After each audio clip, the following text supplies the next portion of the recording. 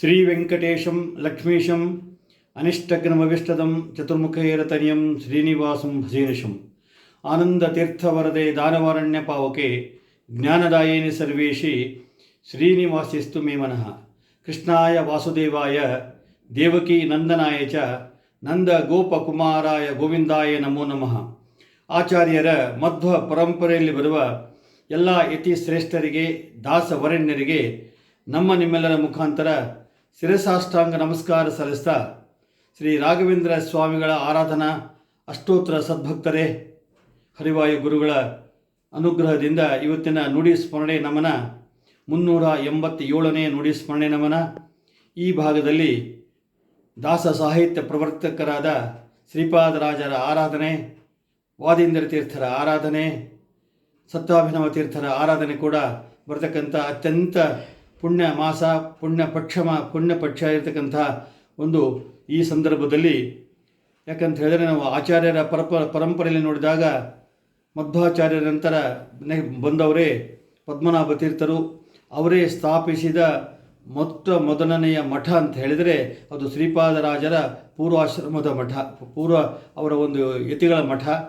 ಆ ಯತಿಗಳ ಭವ್ಯ ಪರಂಪರೆಯಲ್ಲಿ ಬಂದವರೇ ನಮಗೆ ಶ್ರೀಪಾದ ರಾಜರು. ಅವರ ಪೂರ್ವಾಶ್ರಮದ ಹೆಸರು ಲಕ್ಷ್ಮೀನಾರಾಯಣ ಅಂಥೇಳಿ, ಶೇಷಗಿರಿ ಅಂಥೇಳಿ ಅವರ ತಂದೆ ತಾಯಿಗಳು. ಅವರ ಒಂದು ಎಷ್ಟು ಅಬ್ಬೂರು ಅಂತಕ್ಕಂಥ ಗ್ರಾಮದಲ್ಲಿ ಅವರು ಜನಿಸ್ತಾರೆ. ಅಂದರೆ ಈಗಿನ ಚನ್ನಪಟ್ಟಣ ತಾಲೂಕಿಗೆ ಬರ್ತಕ್ಕಂಥ ಅಬ್ಬೂರು ಗ್ರಾಮದಲ್ಲಿ ನೀವು ಅಬ್ಬೂರ ಬ್ರಹ್ಮಣ್ಯ ತೀರ್ಥರ ಒಂದು ವೃಂದಾವನ ಕೂಡ ಅಲ್ಲಿ ನೋಡಬಹುದು. ಅಂಥ ಪವಿತ್ರ ಸ್ಥಳದಲ್ಲಿ ಅವರ ಜನನಾಗ್ತದೆ. ಸುವರ್ಣವರ್ಣ ತೀರ್ಥರ ಅವರಿಗೆ ಸನ್ಯಾಸಾಶ್ರಮ ಕೊಡ್ತಾರೆ. ಅದಾದ ನಂತರ ವಿಭೇಂದ್ರ ತೀರ್ಥರಲ್ಲಿ ಅವರು ತಮ್ಮ ಅಧ್ಯಯನ ಮುಂದುವರಿಸ್ತಾರೆ. ಒಂದು ಸಾರಿ ಕೊಪ್ಪರ ಕ್ಷೇತ್ರಕ್ಕೆ ಹೋದಾಗ ಅಲ್ಲಿ ರಘುನಾಥ ತೀರ್ಥರು ಇರ್ತಾರೆ. ವಿಭೇಂದ್ರ ತೀರ್ಥರು ತಮ್ಮ ಶಿಷ್ಯನನ್ನು ಕರ್ಕೊಂಡು ಬಂದು ಅವಾಗ ಕೇವಲ 7 ವರ್ಷ ಶ್ರೀಪಾದರಾಯ ಅಂತ ಹೇಳಿ ಕರಿತಾ ಇರ್ತಾರೆ. ಅವರ ಒಂದು ವಿದ್ಯೆಯಲ್ಲಿರ್ತಕ್ಕಂಥ ಪ್ರೌಢತೆ ನೋಡಿ ನಿಜವಾಗಲೂ ಅಲ್ಲಿರ್ತಕ್ಕಂಥ ವಿಭೇಂದ್ರ ತೀರ್ಥರು ಮತ್ತು ರಘುನಾಥ ತೀರ್ಥರು ಇಬ್ಬರೂ ಕೂಡಿ ಅವರಿಗೆ ಇನ್ನು ಮುಂದೆ ನೀನು ಶ್ರೀಪಾದರಾಯ ಅಲ್ಲ ಶ್ರೀಪಾದರಾಜರು ಅಂತ ಹೇಳಿ ಕೊಪ್ಪರ ನರಸಿಂಹದೇವರ ಸನ್ನಿಧಿಯಲ್ಲಿ ಅವರ ಸಮ್ಮುಖದಲ್ಲಿ ಅವರ ಅಂತಹ ಬಿರುದು ಕೊಡ್ತಾರೆ.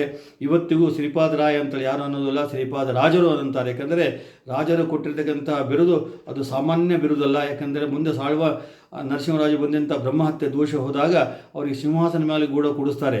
ಹೀಗಾಗಿ ಮುಂದೆ ಬರ್ತಕ್ಕಂಥದ್ದು ಒಂದು ಜ್ಞಾನ ದೃಷ್ಟಿಯಿಂದ ನೋಡಿ ಅವರಿಗೆ ಶ್ರೀಪಾದರಾಜರು ಅಂತಕ್ಕಂಥ ಒಂದು ಬಿರುದನ್ನು ಇಬ್ಬರು ಯತಿ ಶ್ರೇಷ್ಠರು ಕೊಡ್ತಾರೆ. ಭವ್ಯ ಪರಂಪರೆ ಇವತ್ತು ನೋಡಿದರೆ ವೀರೇಂದ್ರ ತೀರ್ಥರು ಅಂತ ಹೇಳಿದರೆ ಅವರ ಸ್ಮರಣೆ ಮಾಡಿದರೆ ಸಾಕು ನಮಗೆ ಅಷ್ಟು ತೃಪ್ತಿ ಸಿಗುತ್ತೆ. ಅದೇ ಒಂದು ಸಮಾನ ಆಗಿ ನಾವು ರಘುನಾಥ ತೀರ್ಥರನ್ನು ಕೂಡ ಕಾಣಬಹುದು. ಅಂಥ ಭವ್ಯ ಪರಂಪರೆ ಹಿನ್ನೆಲೆ ಹೊಂದಿರತಕ್ಕಂಥ ಶ್ರೀಪಾದರಾಜರ ಸಾಧನೆ ಅದ್ಭುತವಾಗಿತ್ತು. ಅವರ ಒಂದು ದೇವರ ಪೂಜಾ ಕಾಲಕ್ಕೆ ದೇವರ ನಾಮಗಳನ್ನು ಕನ್ನಡದಲ್ಲಿ ರಚಿಸಿದ ಮೊದಲನೇ ಕೀರ್ತಿ ಇವರಿಗೆ ಸಲ್ತಾ ಇದೆ. ಅದಕ್ಕಿಂತ ಮುಂಚೆ ನರಹರಿ ತೀರ್ಥರು ಕೂಡ ಒಂದು ಸಾಧಾರಣ 5 ರಿಂದ 6 ಹಾಡುಗಳನ್ನು ಮಾಡಿದ್ದಾರೆ. ನಮಗೆ ಸಿಕ್ಕುವು ಅಷ್ಟೇ. ಆದರೆ ಇವರು ಸುಳಾದಿ ಉಗಾಭೋಗ ಮಾಡಿ ಆ ಪೂಜಾ ಕಾಲಕ್ಕೆ ದಾಸರ ಪದಗಳನ್ನು ಹಾಡಬಹುದು ಅದನ್ನು ತೋರಿಸಿಕೊಟ್ಟವರು ಶ್ರೀಪಾದರಾಜರು. ಅವರು ಒಂದು ಸರ್ತೆ ಪಂಡ್ರಾಪುರ ಯಾತ್ರೆಗೆ ಹೋದಾಗ ಚಂದ್ರಭಾಗ ನದಿಯಲ್ಲಿ ಮುಳುಗಿದಾಗ ಸ್ವಪ್ನ ಸೂಚಿತ ರಂಗವಿಠಲನ ಒಂದು ಪ್ರತಿಮೆ ಸಿಗುತ್ತದೆ ಅವರಿಗೆ. ಅಂದಿನಿಂದ ರಂಗವಿಠಲ ಅವರಿಗೆ ಸಂಸ್ಥಾನ ದೇವತೆಯಾಗಿ ಅವರ ಸಂಸ್ಥಾನದಲ್ಲಿ ಇವತ್ತಿಗೂ ನೀವು ನೋಡ್ಬೋದು. ಶ್ರೀಪಾದರಾಜರ ಸಂಸ್ಥಾನ ಪೂಜೆ ಕಾಲಕ್ಕೆ ರಂಗವಿಠಲ ಪ್ರತಿಮೆ ನೋಡ್ಬೋದು. ಹೀಗಾಗಿ ರಂಗವಿಠಲ ಪ್ರತಿಮೆ ಸಿಕ್ಕಾಗ ತಾವು ತಮ್ಮ ಅಂಕಿತವನ್ನು ರಂಗವಿಠಲ ಅಂಥೇಳಿ ಸಾಕಷ್ಟು ಹಾಡುಗಳನ್ನು ಮಾಡಿದ್ದಾರೆ. ಶ್ರೀಪಾದರ ಮಹಿಮೆ ಸಾಲದೆ ಇಷ್ಟೇ ಮಹಿಮೆ ಸಾಲದೆ ಅಂತೇಳಿ ಅಂದರೆ ಅದರಲ್ಲಿ ಶ್ರೀಪಾದರಾಜರ ವರ್ಣನೆಯನ್ನು ಅವರು ಶಿಷ್ಯರು ಮಾಡಿದ್ದಾರೆ. ಅಂಥ ಮಹಾಮಹಿಮರ ಶ್ರೀಪಾದರಾಜರು ಅಂತ ಹೇಳಿದರೆ ಧ್ರುವ ಅಂಶ ಸಂಭೂತರು. ಧ್ರುವರಾಜ್ ಅಂಥೇಳಿ ನಾವೇನು ಕರಿತೀವಿ, ಭಾಗವತದಲ್ಲಿ ಬರ್ತಕ್ಕಂಥ ಒಂದು ಭಕ್ತ ಶಿಖಾಮಣಿ ಅಂತ ನಾವೇನು ಕರಿತೀವಿ. ಸಣ್ಣ ವಯಸ್ಸಿನಲ್ಲಿ ಸಾಕ್ಷಾತ್ ಭಗವಂತನನ್ನು ಸಾಕ್ಷಾತ್ಕರಿಸಿಕೊಂಡವರು ಧ್ರುವರಾಜ ಮಹಾರಾಜರು. ಅವರ ಅಂಶ ನಮ್ಮ ಶ್ರೀಪಾದರಾಜರಿಗೆ ಇದೆ ಅಂಥೇಳಿ ಎಷ್ಟೋ ದಾಖಲೆಗಳು, ಎಷ್ಟೋ ಹಾಡಿನ ಮುಖಾಂತರ ನಮಗೆ ಗೊತ್ತಾಗ್ತಾ ಇದೆ. ಅಂಥ ಶ್ರೀಪಾದರಾಜರ ಸಾಧನೆ ಅಂತ ಹೇಳಿದರೆ ಅವರು ನಮಗೆ ವ್ಯಾಸರಾಜರನ್ನು ನಮಗೆ ಸಮಾಜಕ್ಕೆ ಕೊಟ್ಟಂಥ ಕೀರ್ತಿ ಬ್ರಹ್ಮಣ್ಣ ತೀರ್ಥರಿ ಒಂದು ಕಡೆ, ಆದರೆ ಶ್ರೀಪಾದರಾಜರಿಗೆ ಇನ್ನೊಂದು ಕಡೆ. ಯಾಕಂತ ಹೇಳಿದ್ರೆ ದಾಸ ಪರಂಪರೆಯನ್ನು ಹುಟ್ಟಾಗಿ ಅದು ಅಲ್ಲಿಗೆ ನಿಲ್ಲಬಾರದು ಅಂಥೇಳಿ ವ್ಯಾಸರಾಜರನ್ನು ಸಮಾಜಕ್ಕೆ ಕೊಟ್ಟರು. ವ್ಯಾಸರಾಜರು ಕೂಡ ಅದ್ಭುತವಾಗಿ ತಮ್ಮ ಶಿಷ್ಯ ವೃಂದದಲ್ಲಿ ಯಾರ್ಯಾರು ವೇದ ಅಧ್ಯಯನ ಮಾಡ್ತಾರೆ ಅವರಿಗೆಲ್ಲರಿಗೂ ವೇದ ಅಧ್ಯಯನ ಜೊತೆಗೆ ದಾಸರ ಪದಗಳನ್ನು, ದಾಸ ಸಾಹಿತ್ಯವನ್ನು ಯಾವ ರೀತಿ ಬೆಳೆಸಬೇಕು, ಪರಮಾತ್ಮನನ್ನು ಯಾವ ರೀತಿ ಸಾಕ್ಷಾತ್ಕರಿಸಬೇಕು ಅನ್ನೋದನ್ನು ತೋರಿಸಿಕೊಟ್ಟವರು ನಮ್ಮ ಶ್ರೀಪಾದರಾಜರ ಭವ್ಯ ಪರಂಪರೆ. ಅವರು ನಂತರ ವೇಣು ಗೀತೆ, ಭ್ರಮರ ಗೀತೆ, ಗೋಪಿಗೀತೆ ಅಂತಕ್ಕಂಥ ಸಾಕಷ್ಟು ಗೀತೆಗಳನ್ನು ಬರೆದ ಕೀರ್ತಿ ಶ್ರೀಪಾದರಾಜರಿಗೆ ಸಲ್ತಾ ಇದೆ. ಅವರ ಸ್ಮರಣೆ ಮಾಡಿದರೆ ಸಾಕು, ಅವರ ನೆನೆಸಿದರೆ ಸಾಕು, ಅವರವನ್ನು ಕಣ್ಣು ಮುಂದೆ ನಾವು ತಂದುಕೊಂಡ್ರೆ ಸಾಕು, 64 ಮೃಷ್ಟಾನ್ನ ಭೋಜನಗಳು ನಮಗೆ ಸಿಗುತ್ತದೆ. ಅಂದರೆ ಸಿಹಿ ಊಟ ಗ್ಯಾರಂಟಿ ಅಂತ ಅವರ ಸ್ಮರಣೆ ಮಾಡಿದರೆ ಸಾಕು. ಅವರ ನೆನಪಂಥ ಮಹಾನುಭಾವರ ನಮ್ಮ ಮಧ್ವಾಚಾರ್ಯರ ಭವ್ಯ ಪರಂಪರೆಯಲ್ಲಿ ಬಂದಾರಂತ ಹೇಳಿದರೆ ನಿಜವಾಗಲೂ ನಾವೆಲ್ಲರೂ ಹೆಮ್ಮೆ ಪಡಬೇಕು ಅಂತ. ದಾಸ ಶ್ರೇಷ್ಠರು ಅಂದರೆ ಕೇವಲ ಅವರ ಯತಿ ಶ್ರೇಷ್ಠರು ಆಗಲಿಲ್ಲ, ಅವರು ದಾಸ ಶ್ರೇಷ್ಠರು ಕೂಡ ಆಗಿ ಮೆರೆದಂಥವರು ಶ್ರೀಪಾದರಾಜರು. ಇವತ್ತಿಗೂ ಸಾಕಷ್ಟು ದೇವರ ನಾಮಗಳನ್ನು ಮಾಡಿದ್ದಾರೆ. ಯಾವುದೇ ಭಜನ ಕಾಲಕ್ಕೆ ಸಾಕಷ್ಟು ಜನ ಅದನ್ನು ಡೊಂಗೂರವ, ಸಾರೇರಯ್ಯ, ಡಿಂಗರೀಕರೆಲ್ಲರೂ ಎಲ್ಲ ಅಂತಕ್ಕಂಥ ಪದಗಳನ್ನು ನಾವಲ್ಲಿ ಕೇಳ್ತಾ ಇದ್ದೀವಿ. ಎಲ್ಲದಕ್ಕೂ ಅವರ ಒಂದು ದಾಸ ಸಾಹಿತ್ಯ ಅಷ್ಟೇ ಪ್ರಮಾಣದಲ್ಲಿ ಬೆಳೆಸಿದರು. ಅವರಿಗೆ ದೇವರ ಪೂಜೆ ಕಾಲಕ್ಕೆ ತಾಳ ಸಿಗಲಿಕ್ಕೆ 2 ಸಾಲಿಗ್ರಾಮ ತೊಗೊಂಡು ಅವರು ಭಾಷಿಕತೆ ಹಾಡಿದ್ರಂತೆ. ಅಂದ್ರೇನು, ಅವರಿಗೆ ಭಗವಂತನ ನಾಮಸ್ಮರಣೆ ಮಾಡಬೇಕಾದ್ರೆ ನಮ್ಮ ಕೈಲಿ ಏನಿದೆ ಎಂಬುದು ಕೂಡ ಅವರಿಗೆ ಕಲ್ಪನೆ ಇರ್ತಿದ್ದಿಲ್ಲ ಅವರಿಗೆ. ಅಂದರೆ ಸಾಕ್ಷಾತ್ ಭಗವಂತನ ರೂಪ ಹೊಂದಿರತಕ್ಕಂಥ ಸಾಲಿಗ್ರಾಮದಲ್ಲಿ ಅವರು ಸಾಕ್ಷಾತ್ ಭಗವಂತನ ರೂಪವನ್ನು ಕಂಡಿರ್ತಕ್ಕಂಥ ಶ್ರೀಪಾದರಾಜರ ಸ್ಮರಣೆಯನ್ನು ಕೂಡ ನೀವು ಮಾಡೋಣ ಅಂತ ಹೇಳ್ತಾ, ನೆಕ್ಸ್ಟ್ ಮುಂದಿನ ವಾದೇಂದ್ರ ತೀರ್ಥರು, ಸತ್ಯಾಭಿನವ ತೀರ್ಥರು ಅಂತ ಹೇಳಿದ್ರೆ ಆಚಾರ್ಯರ ಭವ್ಯ ಪರಂಪರೆಯಲ್ಲಿ 22ನೇ ಯತಿ ಶ್ರೇಷ್ಠರು. ಯಾಕಂತ ಹೇಳಿದ್ರೆ ಅಂಥ ವಾದೇಂದ್ರ ತೀರ್ಥರು ಅಂತ ಹೇಳಿದ್ರೆ ರಾಘವೇಂದ್ರ ಸ್ವಾಮಿಗಳ ಪೂರ್ವಾಶ್ರಮದ ಮರಿ ಮೊಮ್ಮಗ ಕೂಡ. ಒಂದು ಸಾರಿ ಎಲ್ಲರಿಗೆ ಶಿಷ್ಯರಿಗೆ ಪಾಠ ಹೇಳೋ ಕಾಲಕ್ಕೆ ಒಂದು ಸಣ್ಣ ಕೂಸು ಬಂದು ತೊಡಿ ಮೇಲೆ ಕೂತಂತೆ.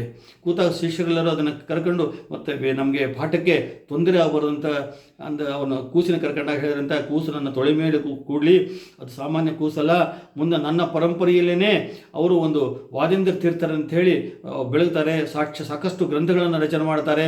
ಕೂಸು ಸಾಮಾನ್ಯ ಅಂತ ಹೇಳಿದಾಗ ನಿಜವಾಗಲೂ ವಾದೇಂದ್ರ ತೀರ್ಥರು ಅಂತ ಹೇಳಿದ್ರೆ ನಮಗೆ ಗೊತ್ತಿಲ್ಲದ ಹಾಗೆ ನಾವು ಅವರ ಸೇವೆ ಮಾಡ್ತಾ ಇರ್ತೀವಿ. ಮಂತ್ರಾಲಯಕ್ಕೆ ಹೋದರೆ ಇದು ವಾದೇಂದ್ರ ತೀರ್ಥ ವೃಂದಾವನ ಅಂತೂ ಕೂಡ ಸಾಕಷ್ಟು ಜನರಿಗೆ ಗೊತ್ತಿರೋದಿಲ್ಲ.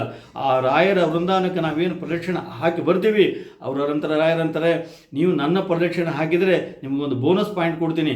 ವಾದೇಂದ್ರ ತೀರ್ಥರಿಗೆ ಕೂಡ ನೀವು ನಮಸ್ಕಾರ ಹಾಕಿದರೆ ಏನು ಭಾಗ್ಯ ಬರಬೇಕು ಆ ಭಾಗ್ಯ ಬರ್ತದೆ. ಯಾಕಂತ ಹೇಳಿದ್ರೆ ನನ್ನ ಕುರಿತು ನೀವೇನು ಒಂದು ಪ್ರದಕ್ಷಿಣೆ ಮಾಡ್ತೀರಿ, ಸೇವೆ ಮಾಡ್ತೀರಿ, ಅದನ್ನು ಕೌಂಟು ಮಾಡಿ ಇವರು ಇಂಥ ಬಂದಿದ್ದಾರೆ, ಇಂಥವ್ರ ಸೇವೆ ಮಾಡ್ತಾರೆ ಅಂತ ಹೇಳ್ತಕ್ಕಂಥ ಕೆಲಸವನ್ನು ವಾದೇಂದ್ರ ತೀರ್ಥರು ಮಾಡ್ತಾರೆ. ವಾದೇಂದ್ರ ತೀರ್ಥರು ನನ್ನಲ್ಲಿ ಹೇಳಿದಾಗ ನಾವು ಅವರಿಗೆ ವಿಶೇಷ ಅನುಗ್ರಹ ಮಾಡಿ ಅಲ್ಲಿ ಬಂದಿರತಕ್ಕಂಥ ಭಕ್ತರನ್ನು ಅನುಗ್ರಹಿಸ್ತಕ್ಕಂಥ ನನಗೆ ಒಂದು ವಿಶೇಷ ಕಾರ್ಯ ಕೂಡ ಬರ್ತಾ ಇದೆ ಅಂತ ರಾಘವೇಂದ್ರ ಸ್ವಾಮಿಗಳ ಅವರಿಗಾಗಿ ಇಟ್ಟಿರ್ತಕ್ಕಂಥ ವೃಂದಾವನ ದಿವಾನ ವೆಂಕಣ್ಣ ಮಾಡಿದಾಗ ಅವರಂತಾರೆ, ಇದು ಬೇಡ ನನಗೆ, ಇದು ಮುಂದೆ ನನ್ನ ಪರಂಪರೆಯಲ್ಲಿ ಬರ್ತಕ್ಕಂಥವರಿಗೆ ಇದು ಯೋಗ್ಯ ಅಂಥೇಳಿ ಅದು ನನ್ನ ಪಕ್ಕದಲ್ಲೇ ಸ್ಥಾಪನೆ ಮಾಡಂಥೇಳಿ ಅವಾಗೇ ಹೇಳಿರ್ತಾರೆ ವೃಂದಾವನನ್ನು.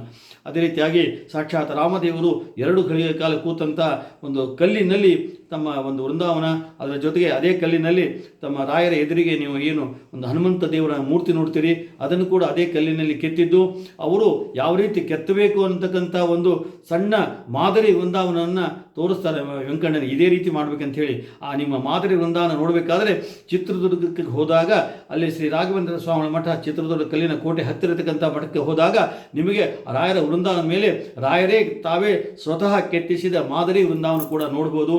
ಅಂತ ವಾದೇಂದ್ರ ತೀರ್ಥರ ಸ್ಮರಣೆ ಮಾಡಿದಾಗ ರಾಯರ ವಿಶೇಷ ಅನುಗ್ರಹ ಕೂಡ ಆಗ್ತಂತ ಹೇಳ್ತಾ, ಅದೇ ರೀತಿಯಾಗಿ ಸತ್ಯಾಭಿನವ ತೀರ್ಥ ಶ್ರೀಪಾದಂಗಳವರ ಒಂದು ನಾಚರ ಗುಡಿ ಅಂಥೇಳಿ ಅವರ ವೃಂದಾವನ ಕೂಡ ಅಲ್ಲಿದೆ.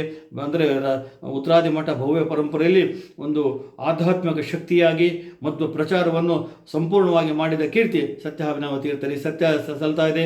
ಅಂತ ಭವ್ಯ ಪರಂಪರೆ ಮುಂದೆ ವಾದೇಂದ್ರ ತೀರ್ಥರು ಕೂಡ ವಸುದೇಂದ್ರ ತೀರ್ಥರಿಗೆ ಕೊಡ್ತಾರೆ. ಅವರ ಗುರುಗಳು ಉಪೇಂದ್ರ ತೀರ್ಥರು.